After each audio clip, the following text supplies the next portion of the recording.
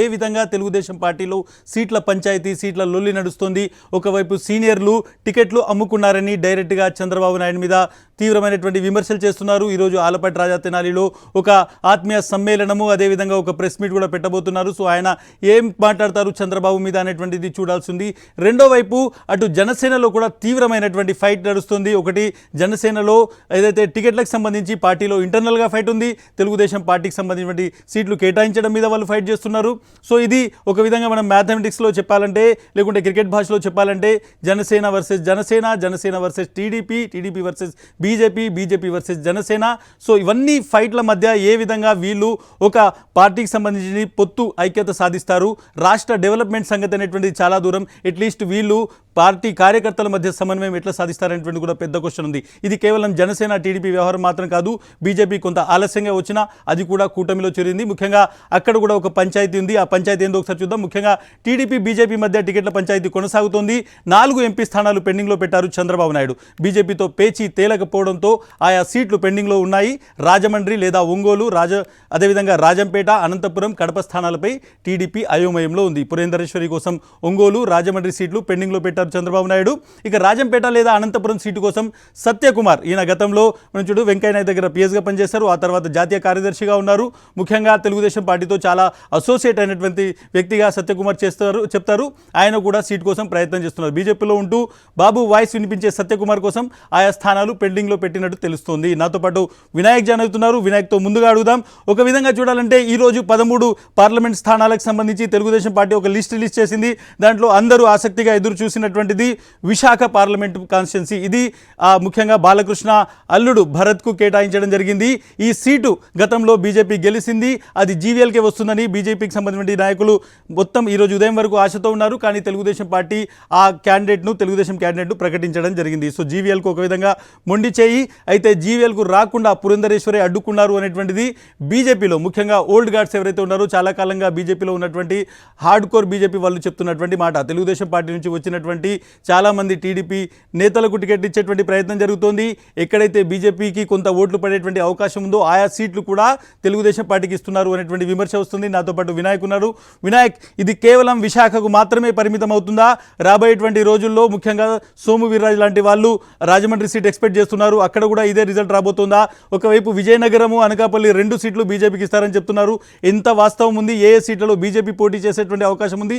Telugu Desam party స్ట్రాటజికల్గా ఏ విధంగా బీజేపీని దెబ్బతీస్తుంది అనేటువంటి ఒక చర్చ జరుగుతోంది.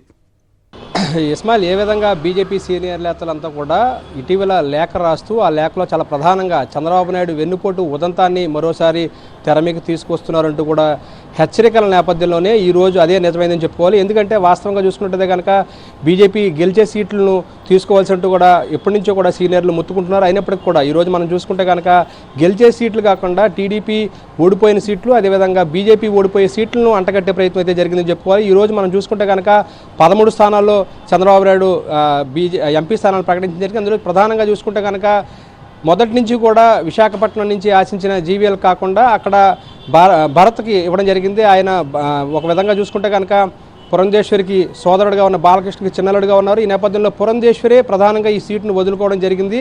పురంధేశ్వరి లాలూజీ పడిన కారణంగానే విశాఖ సీటు బీజేపీకి రాకుండా పోయిందనేది కూడా సీనియర్లు ఆరోపిస్తున్నారు. ఇందుకు ఉదాహరణగా మనం చూసుకుంటే కనుక 2014 సందర్భంలో ఇదే విధమైన పొత్తుల్లో అక్కడ బీజేపీ తరపున ఈ సీటు రావడం, బీజేపీకి దక్కడం, అదేవిధంగా బీజేపీ తరపు నుంచి ఖమ్మంపాటి హరిబాబు పోటీ చేయడం జరిగింది. ఆ సమయంలో ఖమ్మంపాటి హరిబాబు ఎంపీగా కూడా బీజేపీ నుంచి అక్కడ విశాఖపట్నం నుంచి గెలుపొందడం జరిగింది. కానీ వాస్తవంగా చూసుకుంటే కనుక ఈ సీటు పొత్తుల్లో భాగంగా బీజేపీకి రావాల్సి ఉన్నప్పటికీ కూడా కేవలం జీవీఎల్కి సామాజిక వర్గ కోణంలో చూస్తూ అక్కడ బీజేపీ ఈ సీటు ఇవ్వకుండా ఉండేందుకు గాను చంద్రబాబు నాయుడు వ్యూహాత్మకంగా పావులు కదిపారని చెప్తున్నారు. ఇందులో భాగంగానే పురంధేశ్వరి కూడా రాజీ పడిందని చెప్తున్నారు. ఎందుకంటే పురంధేశ్వరి రాజీ పడడానికి కూడా ప్రధాన కారణం ఉంది. ఎందుకంటే పురంధేశ్వరి కూడా అటు రాజమండ్రి నుంచి కానీ ఒంగోలు నుంచి కానీ ఎంపీగా పోటీ చేయాలని భావిస్తున్నారు. ఇందుకోసం ప్రయత్నం చేస్తున్నారు. మొదట విశాఖపట్నం సీటు ఆశించినప్పటికీ కూడా విశాఖపట్నం సీటు నేరుగా బీజేపీ తరపున తీసుకునే ప్రయత్నం చేస్తే కనుక ఎక్కడ ఏ విధంగా జీవీఎల్కి రాకుండా తానే ఈ మొత్తం వ్యవహారం నడిపారనే ఒక అపవాదు వస్తున్న నేపథ్యంలోనే ఆమె సీటును అటు రాజమండ్రికి కానీ ఒంగోలుకు కానీ మార్చుకున్నారని చెప్తున్నారు. ఇక్కడ రాజీ పడిన నేపథ్యంలోనే ఈరోజు 13 సీట్లలోనూ కూడా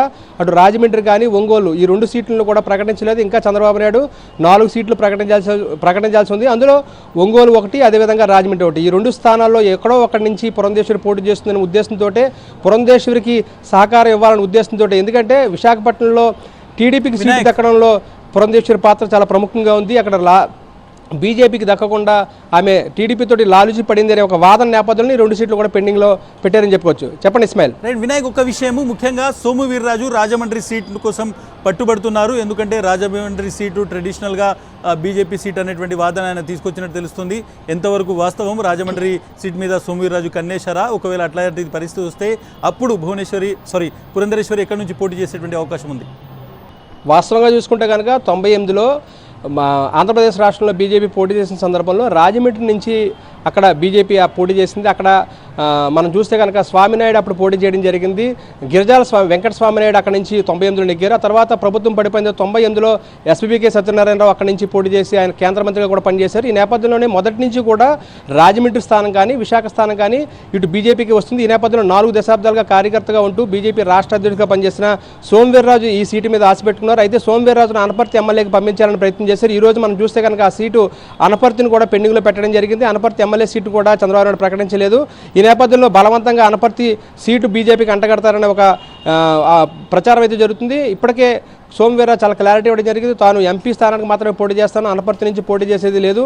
అక్కడ అనపర్తి సీటు ఓడిపోయి సీటును ఎందుకు తీసుకుంటారంటే కూడా ఆయన ప్రశ్నిస్తున్నారు. ఈ నేపథ్యంలోనే అనపర్తి నుంచి పోటీ చేసేది లేదంటున్నారు. ఈ నేపథ్యంలో ఇక్కడ ఒకవేళ సోము వీర్రాజుకి వస్తుందా లేదని ఇప్పటికీ అనుమానాలు ఉన్నాయి. ఒకవేళ సోము వీర్రాజు కనుక రాజమండ్రి ఇస్తే కనుక ఒంగోలు నుంచి పురంధేశ్వరి పోటీ చేసే అవకాశాలు ఉన్నాయి. మరోవైపున మనం చూస్తే సత్యకుమార్ కూడా రాజమండ్రి రాజంపేట అనంతపురం ఈ రెండిట్లో ఎక్కడో ఒకటి పోటీ చేయించడం కోసమే ఆ సీట్లను పెండింగ్లో పెట్టినట్టుగా మనకు తెలుస్తుంది. రైట్ వినాయక్, మీరు